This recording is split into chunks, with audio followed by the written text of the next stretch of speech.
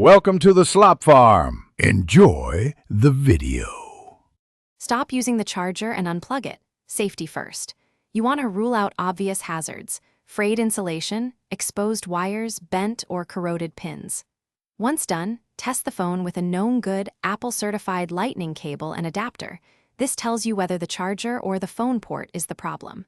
Make sure to examine both ends of the cable and the adapter body while looking for heat damage or melting.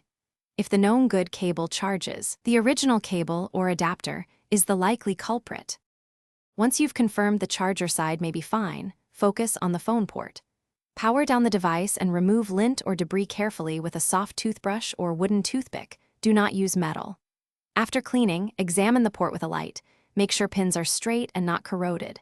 Next, try a different wall outlet, and if you have one, a USB power meter to confirm voltage and current. These steps narrow the issue to blocked port, damaged port, or bad power source.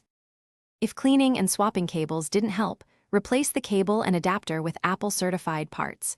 Cheaper knockoffs can fail or harm the device.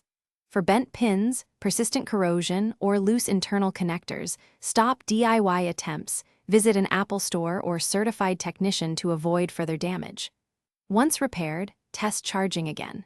If problems persist, back up your phone and perform basic resets only after a backup. One troubleshooting tip: intermittent charging often means a failing cable or loose port.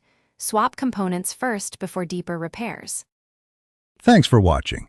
Consider subscribing if we helped you today.